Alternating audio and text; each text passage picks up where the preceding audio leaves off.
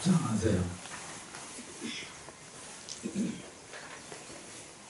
세존이시여 세존이시여 열애시여 열애시여 부처님이시여 부처님이시여 제가 이렇게 왔나이다. 제가 이렇게 왔나이다. 세존 앞에 제가 이렇게 왔나이다. 세존 앞에 제가 이렇게 왔나이다. 세존을 뵙고 세존을 뵙고 공양하고 예배하고 공양하고 예배하고 가르침을 듣기 위해 왔나이다. 가르침을 듣기 위해 왔나이다. 세존을 배우니 기쁘고 영광되며 세존을 배우니 기쁘고 영광되며 세존께 공양하고 예배하니 세존께 공양하고 예배하니 기쁘고 영광되나이다. 기쁘고 영광되나이다. 세존이시여 세존이시여 저는 저는 마음을 다하여 저의 마음을 다하여 저의 분수를 다하여 저의 분수를 다하여 세존께 공양하였나이다. 세존께 공양하였나이다. 저희 공양에 저희 공양에 응해 주시어 응해 주시어 참으로 감사하나이다. 참으로 감사하나이다. 세존이시여 세존이시여 이제 저희를 위하여 이제 저희를 위하여 그 보배로운 가르침을 베풀어 주옵소서. 그 보배로운 가르침을 베풀어 주옵소서. 그 보배로운 음식을 베푸시어 그 보배로운 음식을 베푸시어 만 중생의 기가를 만 중생의 기가를 면케하여 주옵소서. 면케하여 주옵소서. 세존이시여 세존이시여 중생을 불쌍히 여기시어 중생을 불쌍히 여기시어 가르침을 베푸소서. 가르침을 베푸소서. 마음 다해 듣고 마음 다해 듣고 따라 행하며 따라 행하며 세상 중생들에게 세상 중생들에게 전하겠나이다. 전하겠나이다. 자, 됐습니다.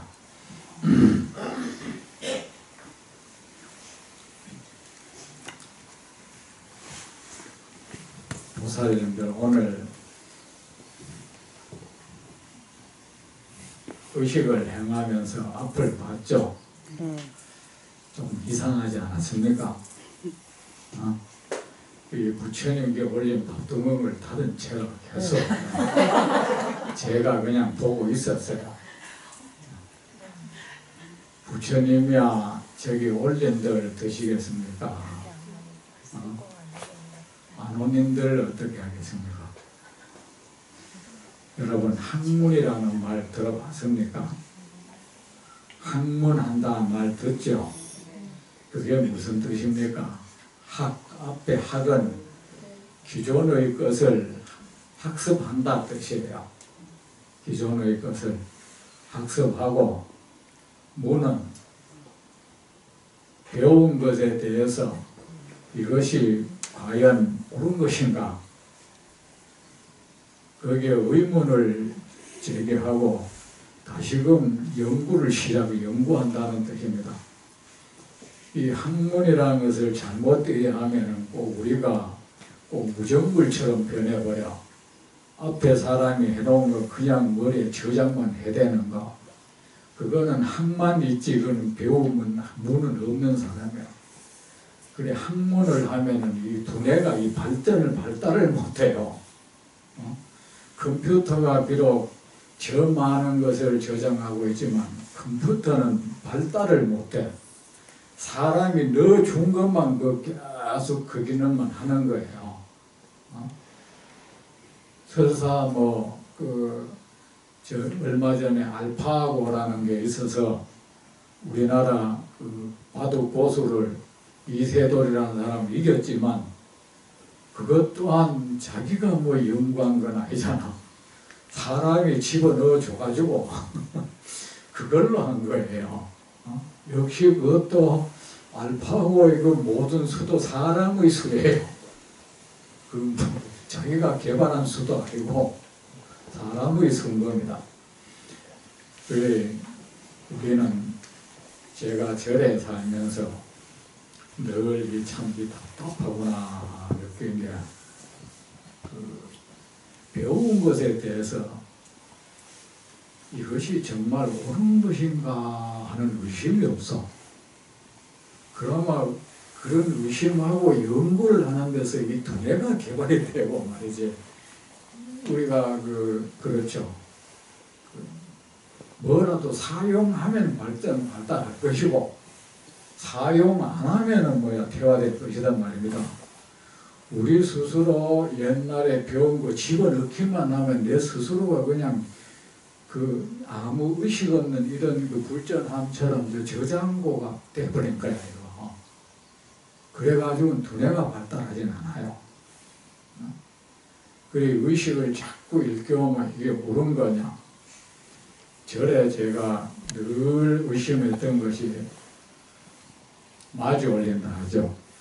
밥을 올려놓고는 꼭 뚜껑 여는 때를 정해놨어. 이게 보세요. 우리가 아버지한테 밥을 갖다 올렸으면 거기서 바로 뚜껑 열어가 드시게 하지. 뭔데 내 마음대로 내 뚜껑 열 때까지 기다려라. 이게 있을 수가 있는 거야. 무조건 그걸 가지고 어떤 경우에는 언제쯤 뚜껑 여는 거 아는 걸 대단한 거 아는 것이냐. 그거 이체 맞지도 않는 거. 부처님 앞에 딱 올리면은 여세요. 아셨죠? 네. 부처님 드십시오. 내가 뭔데 내가 요령 흔들어야 드세요. 말이 되나? 내가 여기에 와서 여러분이 익히 아는 거 공양 의식 안 하는 이유가 있습니다. 이치에 당치 안 하니까 안 하는 겁니다. 변식지는 계속하고 자기가 뭔데 자기가 흔들을 때만 밥 변해가지고 부처님이 그거 드실 줄 모를까봐 변식지는 뭡니까? 이제 밥 변하도록 하는 거잖아요. 부처님이 드실 수 있도록 자기가 뭘 지능력으로 요령 흔들어가지고 한다고 또 누가 안 흔들어주면 부처님 못 드실까봐 시감노수지나 감노를 누구한테 지가 감노를 배운다는 거야? 그래가지고 이거 흔들기 전에 올라가서 이제 뚜껑 여세요 하면 엄청난 의식이나 되는 것처럼 그게 유치한 거예요. 아셨죠? 네. 부처님한테 올렸으면 부처님 저의 공양입니다. 드십시오. 이러는 거예요. 그걸 가만히 놔둬버렸지. 가만히 놔둬버렸지.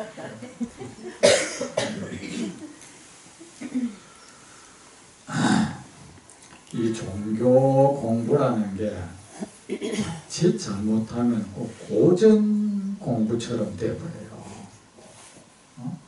옛날 사람이 일구어 넣은 거 익히는 거, 그 옛날 사람 걸 최고로 여기고 그것을 익히고 그걸 머릿속에 많이 집어넣는 거 아니에요. 특히 불교는 사유를 중시하잖아요. 이것이 늘 맞는 것이냐. 부처님 당신도 말씀하셔서 설사 나 열애가 말한 것이라 할지라도 무턱대고 받아들이지 말라. 이런 말씀하셨기 때문에 부처님은 위대하신 거예요. 이 세상에 나는 저 범부든 성현이 범부 소리를 듣는 사람이든 성현이라는 명칭이 부여된 사람이든 필부, 필려든 누구든 내가 한 말이라고 해서 그대로 무조건 받아들이지 말라고 말한 사람은 난 부처님밖에 못 봤어요. 여러분도 그러잖아요. 자기 말 누가 안 받아들이면 괘씸하지. 예? 늘 내가 옳다는 생각에 사로잡혀서 내가 이런 말을 했지만은 이거는 내 생각이고 내가 아는 범위니까 당신이 이 말에 대해서 뭘 깊이 생각하고 선택을 여부는 당신이 알아서 해라. 이래 돼야죠. 그래야 맞는 거 안 맞습니까? 그대도 어쩌면 그대는 나보다 더 깊이 생각할 줄 아는 거니까 그래야지 내 말 딱 해놓고 그것을 누가 반론 제기하면 화를 내고 무시하고 미워하고 부처님 그러셨습니다. 내가 한 말이라도 물러나서 그 말에 대해서 깊이 사유하라. 그래서 그 말이 옳다고 생각되거든 수용하실 것이고 만약에 옳지 않다고 여겨지거든 그렇다고 무조건 배척하지는 말라. 내게 와서 다시 물어라. 부처님이시여 이 말씀이 제가 납득이 안 됩니다. 이거 굉장히 아주 이상적인 우리 그 남의 말을 대하는 태도입니다. 아셨죠? 어떤 사람이 말을 하면은 그 말이 납득이 안 되면요. 그 말이 뭔 뜻인지 다시 좀 설명해 달라고 해야 돼. 그 말을 잘못됐다 하고 그래 하지 말고 우리 말이라는 게 상대방이 말한 게 고스란히 내 머리가 받아들여 가지고 그 말을 고스란히 그 사람이 말한 뜻대로 인식하지 않아요. 내가 이미 이해되고 인식될 때는 이미 이것이 변질되어 있는 상태예요. 마치 기계에 말이야 밀가루 반죽을 내가 집어넣으면은 기계 자기 모양대로 뒤에 나오는 거는 뭐 떡국으로 나오든지 뭐 인절미로 나오든지 모양이 그래 나오잖아.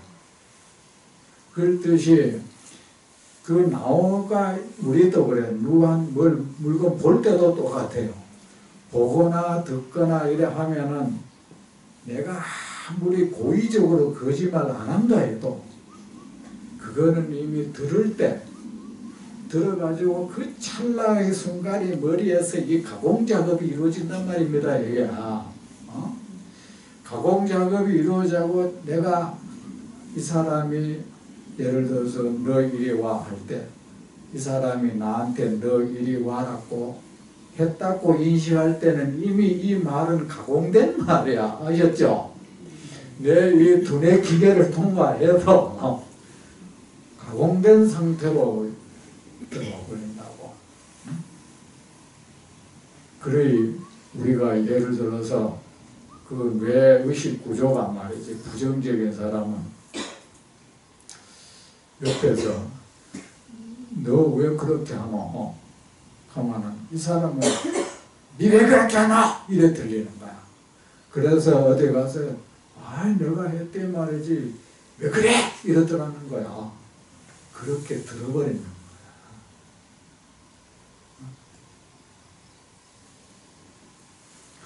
그래 늘 그 사유를 해야 됩니다. 아셨죠? 사유하면은 이 뇌가 늙지는 않아요. 늙지 않는다고. 죽으나 사나 뭐 누가 뭘 하더라 하면 뭘 하더라. 특히 불교 같은 경우에는 중국을 거치면서 우리나라는 중국 불교야.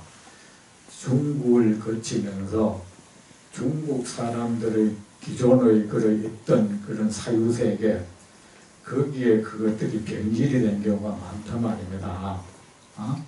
옛날에 대단한 스님이 한 말 중에도 그것이 원래는 부처님은 그렇게 말씀한 적도 없는데 이들이 예를 들어서 중국에 주로 중국 사람들에게 불교 이전에 이제 꽉 그 기존 자리 잡고 있던 것들이 있어요.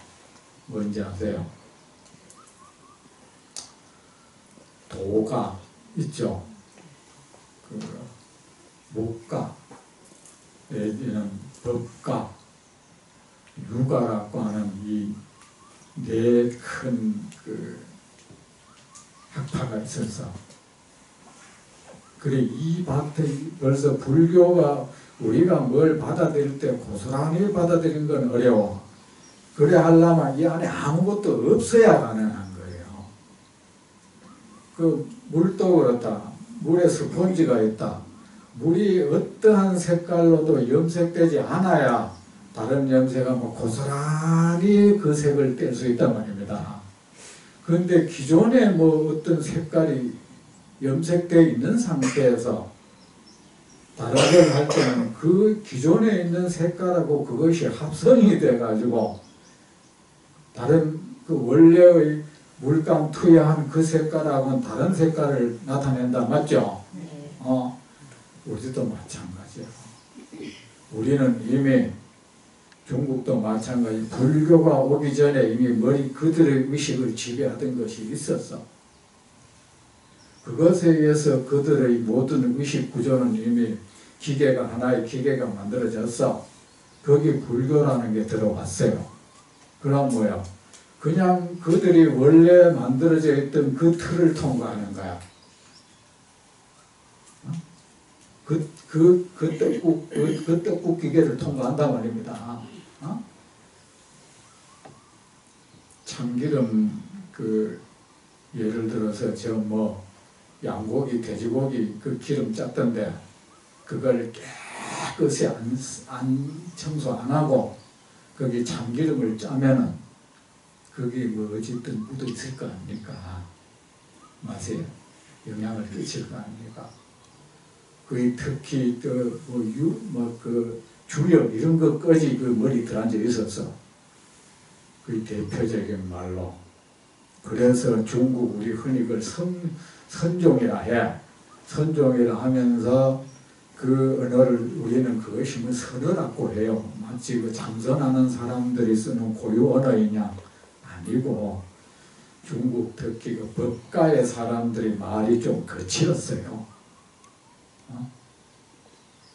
그래 그것들이 우리 흔히 중국 선사들이 말이 좀 거칠고 하는 게 그 영향을 받은 겁니다. 우리 그런 말 하죠. 좋은 일도 호사도 불효무사다. 좋은 일도 없는 일 없는 것보다 못하다. 부처님이 하신 말씀이 아니잖아. 그걸 모자 장자가 하는 말들이야 그게. 그러니까 우리는 배워도 이것이 과연 부처님의 법일까? 이것이 정말 맞을까? 이런 데 대해서 끊임없이 사유하세요. 그 사유가 좋은 것이 설사 그 연구를 통해서 사유를 통해서 그 무슨 좋은 결과물을 얻어내지 못한다 해도 그 행위 자체가 우리의 의식을 늘 밝게 만들어. 더 정확히 여러분 뇌를 늙게 하지 않는다고요. 아셨죠? 네. 뇌를 퇴화하시겠다고. 자, 그리고 이런 것도 봐. 여러분 뚜껑 여는 시간 아마 정해놨을 거예요. 그래가 혹시 일찍 열면은 잘못돼가지고 아버지 상에 이제 딱 갖다 놓으면 뚜껑 바로 열어 드시고 안 드시고는 아버지 마음대로지 왜 내가 뭔데 내가 이거 하고 노거든 드세요. 그거 있을 수 없는 거잖아요. 특히 부처님 앞에서 왜 흔들어 대? 자, 드셨으면 드신 걸로 예배할 뿐이죠. 수보리여 공부합시다. 수보리여 어떤 보살이 겐지스강의 모래수와 같은 세계를 보배로 가득 채워서 베푼다고 하자. 여러분 잘 살고 싶죠? 그죠? 행복하게 살고 싶죠? 모든 것이 부족함이 없는 그 상태로 살고 싶죠? 어떤 내게는 재앙 같은 것이 내게 닥치지 않는 그 세상에서 내 삶의 세상은 그랬으면 좋겠죠. 내가 내 삶의 세상만큼 세상은 늘 풍요롭고 평화롭고 아무런 재앙이 없고 부족함이 없으면 좋겠다. 갈등이 없으면 좋겠다. 여러분 있죠? 그걸 가지고 우리는 행복한 상태라고 해요. 그런데 여러분, 부처님께서 그러셨죠. 이 세상 모든 것은 인연에 의한 것이다. 공연이 우연히 또는 저절로 이루어지는 것은 아무것도 없다고 했죠. 그러면 우리의 행불행도 마찬가지입니다. 인연에 의한 것입니다. 인연은 무엇입니까? 원인이고 조건이입니다. 사람이 행복하려 해도 그 행복이 일어나는 조건이 필요하고, 불행이 일어나려 해도 그 불행을 일으키는 조건이 필요하죠. 무단히 오는 행복, 불행은 없습니다. 아무 이유 없이, 아무런 원인도 없이, 아무런 조건도 없이 그냥 내게 어떤 불행이 닥치고 행복이 닥치고 내가 배고픈 삶을 살고 또는 등 뜨시고 춥고 배고픈 삶을 살고 아무런 이유 없이 내가 등 뜨시고 배부른 삶을 사는 경우는 없습니다. 아무 이유 없이 내게 꼭 나쁜 사람이 나를 해치는 일은 없을 것이고, 아무런 이유 원인도 없이 좋은 사람이 다가오는 일은 없습니다. 그런데 여러분, 그 인연인데 이 세상 모든 것은 무엇의 작용입니까? 여러분이 이렇게 걸어오는 것도 무엇의 작용입니까? 여러분이 가지고 있는 힘에 의해서죠. 맞습니까? 맞습니까? 여러분이 다리에 힘 하나도 없으면 이거 못 올 거 아닙니까? 이 세상 모든 것이 이루어지는 것은 여러분이 물을 마시려 해도 어때요? 물그릇을 들 수 있는 힘이 있어야 되고, 물을 넘길 수 있는 힘도 있어야 되겠고, 하다못해 눈을 뜰라 해도 눈을 뜨는 힘이 있어야 돼요. 눈 죽으면은 눈을 보통 뜨고 있어. 왜 뜨고 있는지 아세요? 눈을 아무 힘이 빼고만 눈은 떠지게 되어 있어요. 무슨 원한이 있어서 뜨는 게 아니고 눈을 감으려 해도 이거 힘이 필요한 겁니다.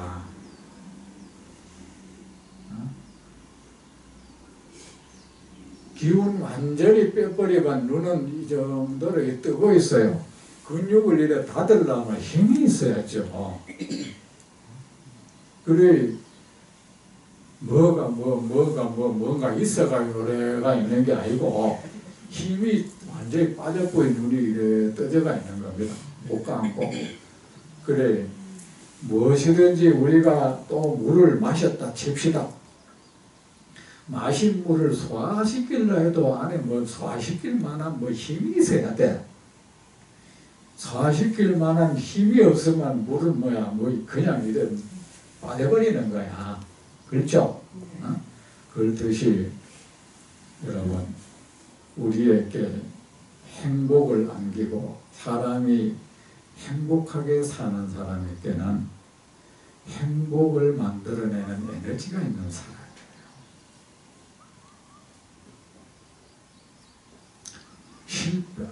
불행하게 사는 사람에게는 불행을 불러들이는 에너지가 있는 거예요. 사람 잘못 만나서 그렇다. 좋은 사람 인복이라 한다. 좋은 사람을 만난다는 것은 좋은 사람을 내게 다가오게 하는 에너지가 있는 거예요. 마치 자석이 쇠를 땡기듯이. 그리고 우리 흔히 사람 복이 없다. 나는 왜 나쁜 사람만 자꾸 와? 내게 그런 나쁜 사람을 끌어당기는 에너지가 내게 있는 거예요. 이보세요. 이 세상에 왜 이 수많은 사람 중에 하필이면 사기꾼을 내한테 딱 오게 만듭니까? 그 사람이 나를 향해서 온 것 같지만 아니었어. 쇠가 이래 지나가다가 여기 자석이 있구만 이리 쑥 와버리잖아요. 자석 똑같은 자석도 있는데 두 개가 있어 막 더 강력한 자석이 있는 쪽으로 그리 가버려. 그렇듯이 그 사람이 오는 것 같지만 사실은 내 에너지가 그를 당기는 거야.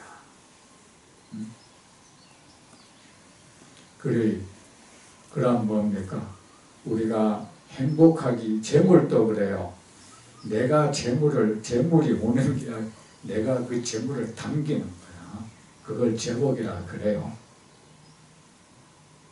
제복이 있는 사람은요, 여러분 뭐 남 속인다고 잘 사는 거 아니야. 그 부자가 안 된 사람은 부자가 뭐 속여서 부자 된 줄 아는데 안 됩니다. 그거 속인다. 여러분 못 사는 사람이 속여보세요. 안 돼.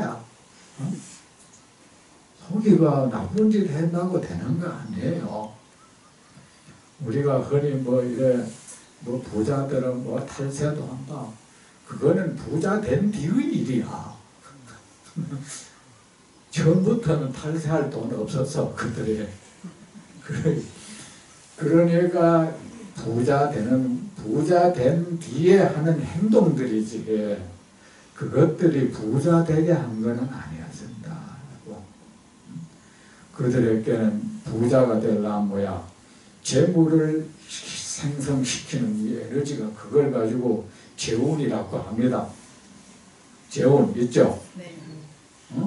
재물을 끌어당기는 힘,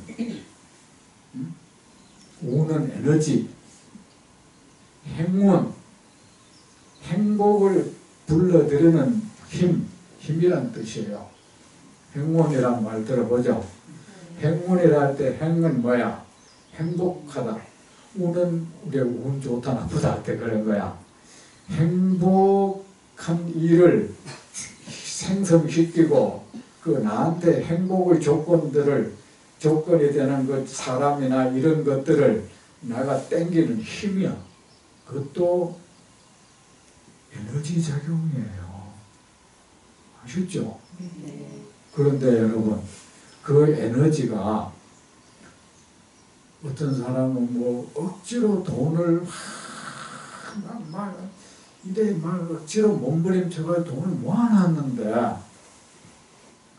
조금 될라 하면 말이야 뭐 이래 병들어보고 말이야 병들어가지고 돈이 뭐 나가보고 아니면 뭐 누가 뭐 보증사 달라 해가지고 보증서 주고 나가보고 그리고 또 누가 뭐 내일 당장 그 갚아줄게 하고 있죠. 돈 빌린 사람이 여러분 그러잖아. 빌릴 땐 다 그러죠. 다른 사람 돈은 못 갚아도 네 거는 꼭 갚는다. 또 돈 생겨봐. 일단은 네 거 먼저 갚을게. 그 모든 사람한테 그럽니다. 그 사람. 그러면 이 사람은 나한테 그럴 모양이다 싶어서 빌려줘. 그 어쨌든 그런 거는 뭐예요? 내가 그 돈의 주인에 대해서 내한테 계속 붙어가지고 내게 붙어가지고 나를 위해서 작용하게 할 만한 에너지가 없는 거야. 마치 자력이 약하면은 그런 사람은 푼돈은 간직할 수 있어요. 재원이 약한 거야. 자석이 비록 쇠를 당기는 힘은 있지만은 자력의 그 강도에 의해서 자력이 요 정도밖에 잘잘한 그 잠못을 붙어 있게 할 정도면은 잠못은 붙여놓으면 오래 가는데 이만한 실뭉치에 붙여놓으면 쩍 붙는 소리는 나는데 뭐 뚝 떨어져 버려 이거. 그렇듯이 재물도 그래. 나한테 억지로 왔다 해도 내한테 내가 그걸 강력한 것을 내가 주인 노릇 그것의 주인 노릇 할 만한 그 에너지가 약하면 그것이 사기를 당하든 돈을 떼든 아파서 나가든 다른 어디 주식 투자해서 날아가든 사업에 어디 투자해서 날아가든 땅을 사는데 그 땅값이 내려가쁘든 그런 식으로 어쨌든 날아가 버립니다. 그러면 여러분 우리가 행복하다는 것은 뭡니까? 참 윤택하게 산다는 거 아닙니까? 그죠? 메마르지 않게 살려면 어떻게 됩니까? 내가 그 행복을 만들어 내는 에너지, 행운이 내게 있어야 돼. 우연이 되는 거 아닙니까? 그러면 그 행복을 우리가 몽둥그려 복이라고 합니다. 그러면은 그 행복을 만들어내는 에너지 어떻게 생기겠습니까, 여러분? 선한 행위를 통해서 생깁니다. 부처님께서 그러셨습니다. 이것은 망고의 변치 않는 지배라고 했습니다. 선한 행위는 그럽니다. 악을 저지르는 사람은 이 세상에서도 괴로워하고 저 세상에서도 괴로워한다.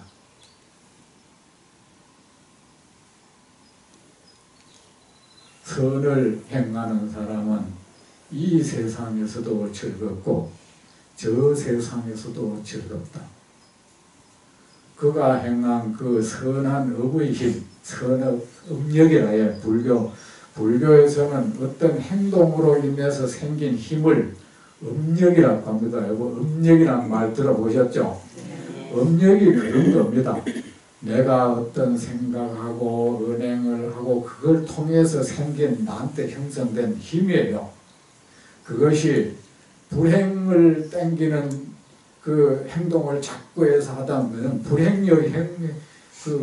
행운이 불행운이 있는 것이고 행복을 불러들이는 그런 선한 업을 많이 지은 사람은 행운이 많을 것이고 행운이 강력할 것이고 그럴 겁니다. 그런데 여러분 복 받는 데는 행복한 삶을 향해 행복을 불러 생산해내는 최고의 에너지는 선을 통해서 생긴다고 했습니다. 설사 그 결과가 직접 지금 당장 내 눈앞에 나타나지 않는다 하더라도 선한 행위는 반드시 해야 됩니다. 그것이 결코 손해되지는 않습니다. 만약에 부처님께서 그런 말씀하셨습니다. 설사 그 좋은 결과가 지금 내게 다가오지 않았다 하더라도 선한 업은 계속 지어야 한다. 그 선한 업이 무르익으면 반드시 행복이 그에게 찾아온다. 만약에 나쁜 결과가 지금 내게 오지 않았다고 해서 악한 행위를 계속하지 말라.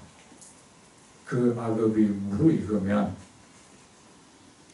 고통스러운 결과가 그대를 찾아가리니 이것은 반드시 그러합니다.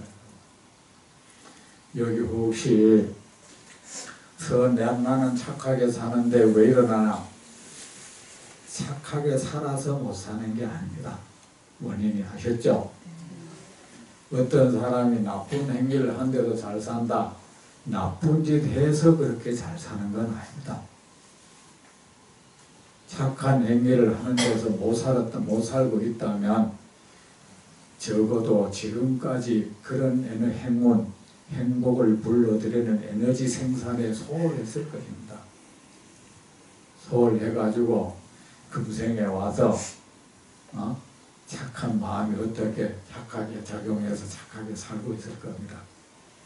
그렇다 해도 그 행위는 계속돼야 됩니다. 착하게 사는데도 안 되는 사람들요, 만약 건강도 그래 조심 하는데도 안 건강한 사람은 행동 함부로 하면 정말로 돌이킬 수 없는 상황에 가요. 그 사람이 조심해서 약한 거 아니에요. 조심해서도 안 될 만큼 받쳐주는 게 너무 없는 상태예요. 그러니까 선한 행위에 대해서는 어떤 경우에도 후회해서는 안 됩니다. 내가 그렇게 살았는데 왜 이래 살았나 하면 안 됩니다. 선한 업은 반드시 행복을 불러드립니다. 그리고 그 선한 업의 대표가 뭔지 아세요? 남한테 베푸는 거예요. 베푸는 거. 남한테 뭘 베풀 줄 모르는 사람이 선을 말할 수는 없어. 그 사람들 보면 그러죠. 자기는 이 정의에 대해서 이 세상의 무슨에 대해서 비판 되게 합니다. 세상 썩었어 그러고 비판하고 하는데, 근데 그런 사람들이 대체적으로 자기는 남한테 하나 베풀 줄 몰라. 그러면서 또 다른 사람들 기부 안 한다고 욕합니다. 근데 자기는 하나 남한테 할 줄 몰라. 남 비판하지 마세요. 다른 사람이 선한 업 안 한다고 비판하지 마세요. 자기가 안 하면은 자기가 미안한 것이고, 그나마 그러죠. 나는 없으니까 있어도 안 할 사람이야. 할 사람은요, 없는 그 와중에서도 합니다. 남 도울 줄 아는 사람은요, 나도 힘이 지금 아프면서도 남 도와요. 조금 내 아프면 내가 지금 몸 아픈데 말이야, 그런 게 해달라 한다고 화내는 사람들 있잖아요. 건강해도 남 도울 사람 아니야. 그래서 아픈 것이 좋은 명분이 되고 있는 거예요. 그런데 평소에 남 도우는 것이 습관이 되어 있는 사람은 피곤한 상태에서 도와요. 그렇죠? 여러분 집에 가면은 예를 들어 남편들, 여기는 아들들 보면 평소에도 안 그래도 수건 하나도 이래 할 줄 모르는 사람이 어쩌다 몸살 나거나 하면은 꼭 아픈 사람 보고 그런다 하잖아요. 건강해도 안 하면서. 그래, 여러분, 이 세상에는요, 베풀 수 없는 형편에 있는 사람은 아무도 없습니다. 설사 하루 세 끼 밥을 얻어먹고 산다 해도 그는 베풀 수 있는 그 무엇이 있습니다. 여전히 내보다 돌아보면은 나보다 못한 사람이 반드시 있을 겁니다. 언제부턴가 우리 사회는 선한 베풀의 이 행위를 자기는 안 하고 남한테 이래 요구하는 이 풍토가 생겨버렸어. 그 자기 안 하는 것은 미안하지도 않고 당연하고 남 안 하는 걸 욕해요. 그런데 사실 그거 엄밀히 말하면 도둑놈 신고야. 왜 그런지 아세요? 그게 마치 정의심의 발동인 것 같지만 안 그래. 돈 많은 사람이 하면은 그게 어떤 경로를 통해서 나한테 온다는 생각을 하기 때문인 거야. 늘 남이 나한테 안 주는 거에 대해서 원망하고, 자기는 하나 줄 줄 모르고 이런 의식이 그 자신을 더욱 궁핍하게 만듭니다. 국가가 어떤 좋은 복지 제도를 만들어도 그런 사람은 여전히 배고프고 세상 원망스러울 거예요.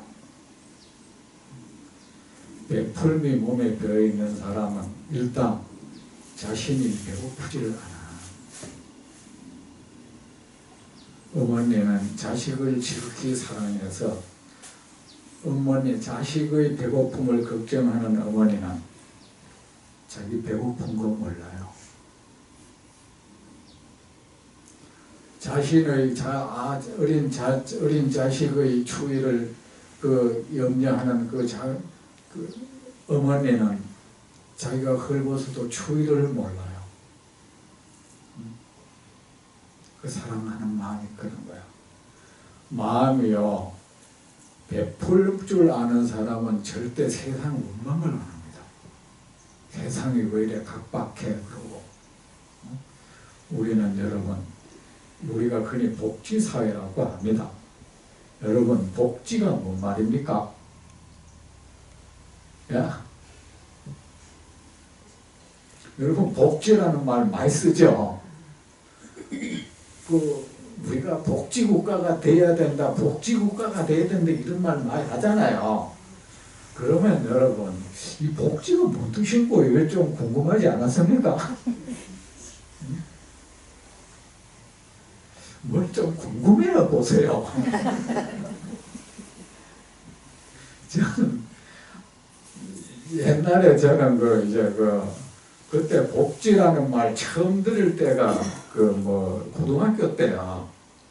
그러니까 제가 국어 선생님한테 복지가 무슨 뜻입니까? 해서 그때 보험 이런 거에 대해서 사회 시간에 그런 거 할 때 복지 말이 나오더라고. 그래서 복지가 무슨 뜻입니까? 하니까 막 복지 몰라! 복지!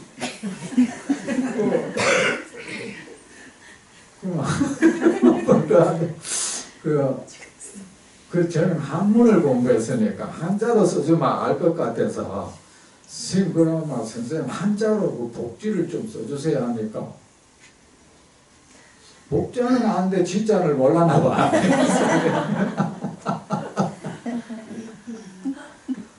그래가지고 내가 국어책을 찾았지 가서. 그래서 복지라는 말이 행복하게 산다는 뜻이야. 그 뒤에 지자도 행복할 지자예요. 복지제도는 국민이 행복하게 살 수 있는 어떤 제도 장치를 복지제도를 하는데, 자, 여러분, 문제는 국가의 제도가 이 국가 개개인을 행복하게 해줄 수 있을까요, 과연? 국가의 제도가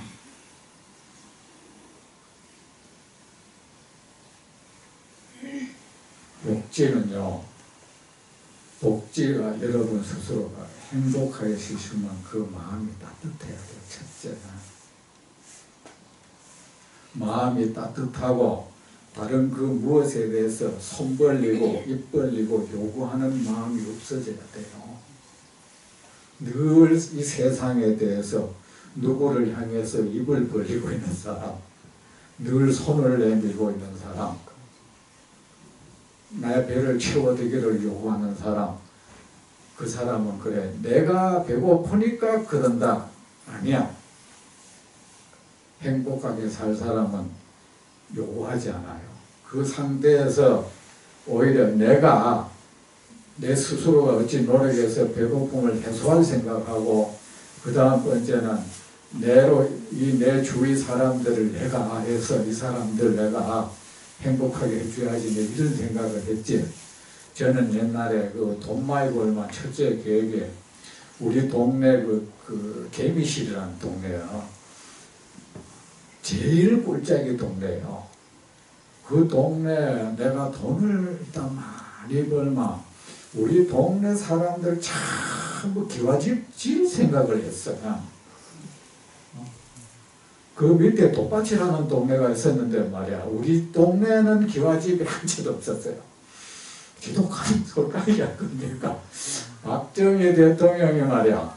그 새마을 운동하면서 그 스리트 집이 이제 들어오고, 근데 그 밑에 동네가 강가골이라는 동네가 있었는데, 강가골 동네 보면은 그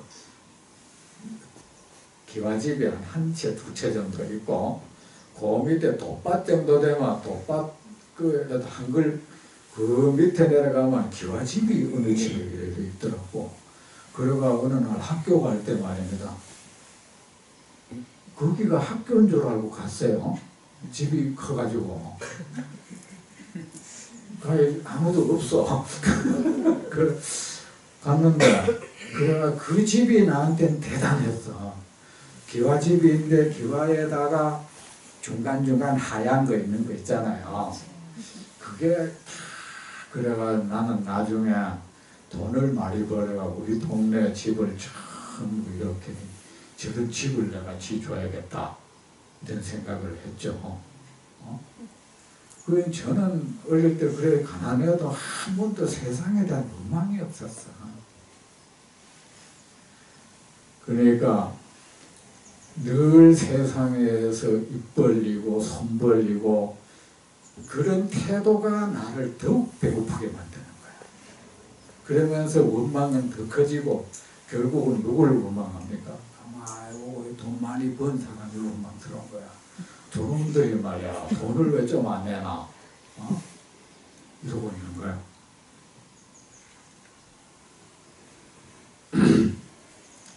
여러분 행복하려면 첫째 베푸는 마음이 필요합니다. 베푸는 행위를 해야 합니다. 그것은 일단 내 배고픔을 해결하는 가장 첩경입니다. 그리고 우리가 그래요. 정말 복지사회는 어떤 사회입니까? 여러분, 전부 가난한 동네에 있으면 사람들이 서로 원망이 없죠. 우리가 원망은 마음속에 사실 질투입니다. 우리 그 위화감이라는 뭐 되게 유식한 말을 하는데 사실은 질투예요. 그 내가 갖지 못한 걸 남이 가지니까 질투가 나는 거야. 그걸 우리가 위화감이라는 말로 표현하는 겁니다. 그거는 뭐야? 나는 배가 고파도 옆 사람이 같이 배고프면은 그런 질투심은 없어. 그냥 내가 배고플 뿐이지 세상에 대한 원망 뭐 이런 건 없어요. 그래 뭡니까? 진짜 복지사회가 되려면 나도 가난하지만 나도 내 자신도 하루 세 끼 밥 먹기가 힘들지만 그래도 나보다 하루에 그래도 하루 세 끼, 두 끼만 먹는 사람한테 베풀어 줄 수 있는 사람 있잖아요. 이럴 때 이 사회가 복지가 돼. 무슨 재벌이 몇백억, 수십억을 내놔야 된다 이거는 아니야. 그거. 그런 사회는 재벌들 돈 다 뺏어가지고 다 나눠줬다 칩시다. 그러면 행복할 것 같습니까? 행복 안 합니다. 그러니까 여러분 베푸는 삶은 꼭 필요합니다. 현재 여러분이 배가 고프다면 베푸는 행위를 하세요. 그 행위가 첫째는 현재의 내 배고픔을 완화시켜줘. 정말입니다. 완화시켜줍니다. 완화시켜주고 누구 원망하는 마음 안 생깁니다. 누구를 원망하고 누구 나한테 좀 안 해준다고 원망하면은 그 원망이 나를 더욱 고통스럽게 만드는 거예요. 첫째, 그리고 두 번째는 그런 행위를 하면서 내가 어떤 행위를 그런 베풀의 행위를 하면서 나의 배부름, 내가 등 따뜻하고 배부르고 풍요롭게 살 수 있는 그 에너지가 그 순간 생기기 시작하는 거예요. 아셨죠? 여러분 그 제 말을 흘려듣지 마세요. 정말 베푸세요. 해야 됩니다. 베풀 줄 모르는 사람은 말입니다. 정말 베푸는 것 빼고 작복, 복업을 얘기할 수는 없습니다. 자, 그런데 어떤 사람이 무수한 세계를 보배로 겐지스강의 모래수와 같은 세계를 보배로 가득 채워 베푼다고 합시다. 그러면 어떻겠습니까? 그 엄청난 그 도시행위를 하면은 엄청난 복력이, 행운력이 생기겠죠. 행운이 생기겠죠. 여러분, 행운이란 이제 여기서 말 뜻을 아세요? 행복을 불러들이는 에너지입니다.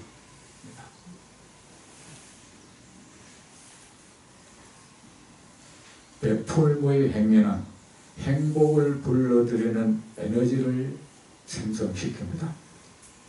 정말 하세요. 그리고 만약에 어떤 사람이 이 무수한 세계를 보배로 가득 채워서 한량 없잖아. 이 한량 없는 세계를 보배를 채우려면 그 보배도 한량 없겠죠. 그러면 이 한량 없는 세상을 보배로 한량 없이 가득 채워서 이 한량 없는 중생에게 베푼다면 그의 행운, 그에게 행복을 불러들이는 에너지도 또한 한량 없겠죠. 그 양의 크기를 헤아릴 수 없겠죠.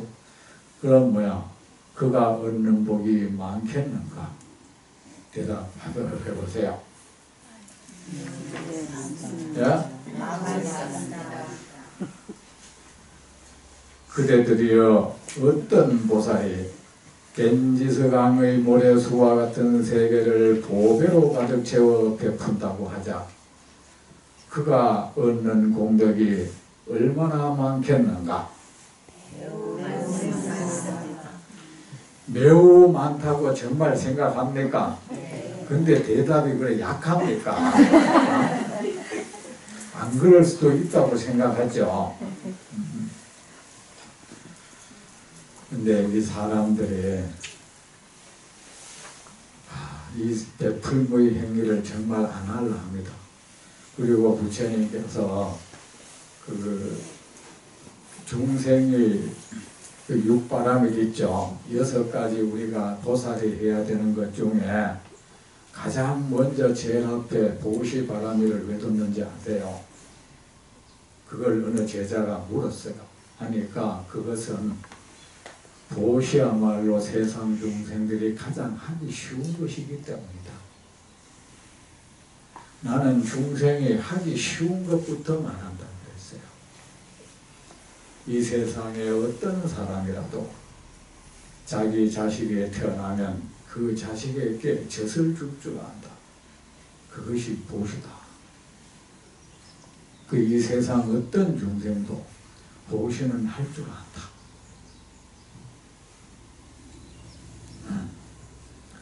보배로 가득 채워 베푼다고 하자 만약 그러면 그 복이 얼마나 많겠습니까? 예? 매우 많습니다. 세존이시여 해봐요.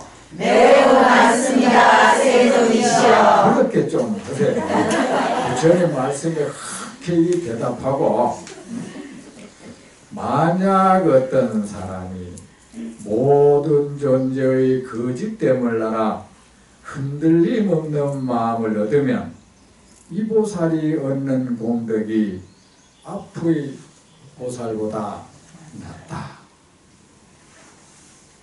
여러분, 우리는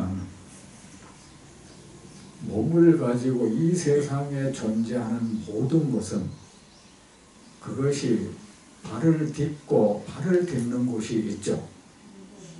우리는 어딘가에 발을 딛고 있죠. 네. 몸으로도 몸의 발로도 어디인가 딛고 있고 마음의 발로도 어딘가에 딛고 우리는 이 세상에 머물고 있죠. 여러분은 어디에 이 발을 딛고 있습니까? 자, 우리가 몸의 발을 봅시다. 맞습니다. 여러분, 정말 이 보살님은 지금 온전히 이 대승사의 발을 딛고 있습니까? 맞습니까? 여러분 모두 지금 온 대승사의 두 발을 딛고 있습니까? 네. 지금? 네. 거짓말. 엉덩이를 딛고 있죠. 그냥 대답을 하나. 그래.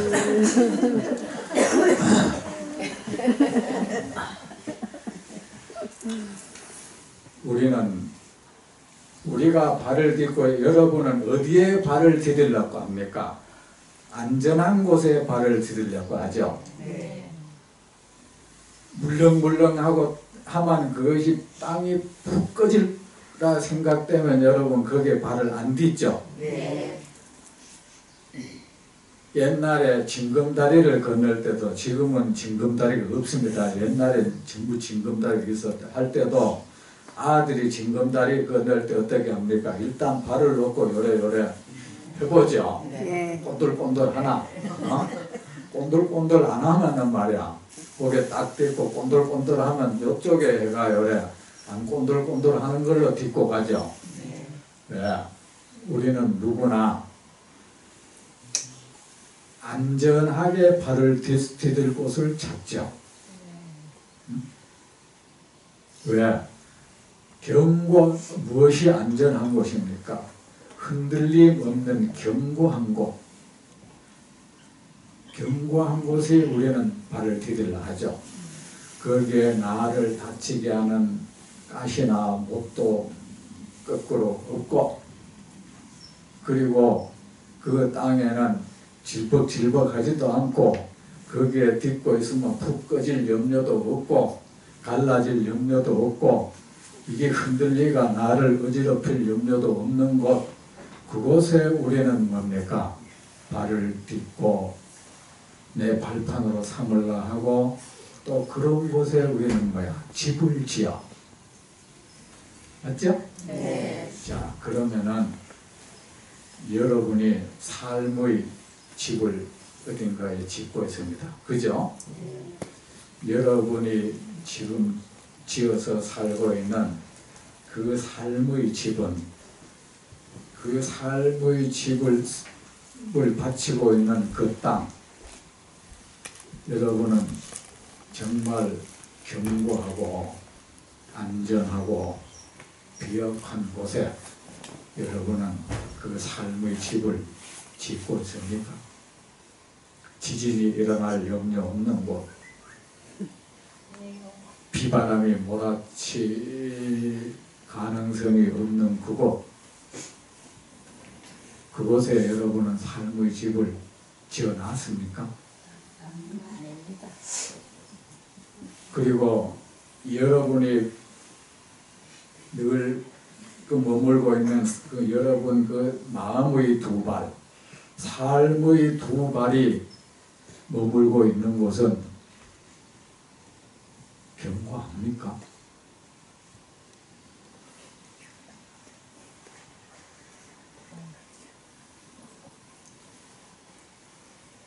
이런 데 대해서 여러분 좀 사유 좀 해보세요. 그리고 우리는 어딘가에 우리는 의지하고 삽니다. 그렇죠? 세상의 모든 존재는 저 혼자 이래 있을 수 없어. 어딘가에 의지를 해요. 기대야 돼. 그러면 여러분이 기대고 있는 것, 여러분이 등받이가 되고 있는 것, 그것은 여러분이 안전하게 기댈 수 있는 것입니까? 아주 견고한 것에 여러분은 기대서 의지하고 살고 있습니까? 자, 이런 데 대해서 우리가 깊이 사유해야 합니다. 사유에서 지혜가 생기고, 사유를 통해서 지혜가 생기고, 지혜를 통해서 우리의 삶은 복되게 펼쳐집니다. 자, 나는 육체적으로는 어느 곳에 겨울다리를 하나 건너러 어디 발 딛고 있으려면 그곳이 무너지지 않는다는 확실한 보장이 있어야 나는 그곳에 서고 그곳에 집을 짓고 한다. 맞잖아. 그런데 내 삶의 몸이 머물고 있는 그곳은 과연 안전한 곳인가? 내 삶의 집이 지어진 그 땅은 안전한 곳인가? 천년 만년 가도 무슨 일이 있어도 무너지지 않는 곳인가? 나는 머물러야 할 그곳에 머물러 있는가?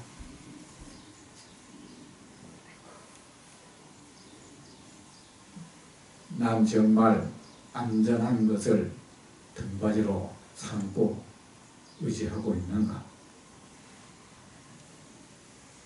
행여나 나는 여차하면 무너져 버리는 땅에 두 발을 딛고 있지 않나?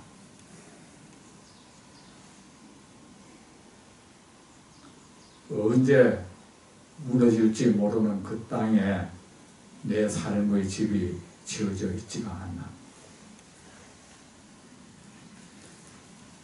언제 무너져 버릴지 모르는, 부서져 버릴지 모르는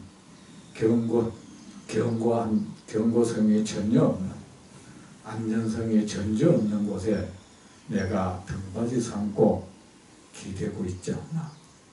여러분, 집에 돌아가시면 우리가 참선 많이 하죠. 참선은 사유하는 거예요. 부처님 때는 늘 부처님께 법문 들으면 물러나서는 그 말씀에 대해서 사유하는 거야.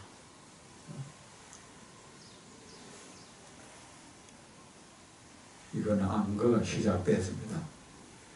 이제 내가 법문을 하면 여러분은 부처님 말씀에 대해서는, 이 부처님의 말씀은 결국 무엇을 위해서 있는 겁니까?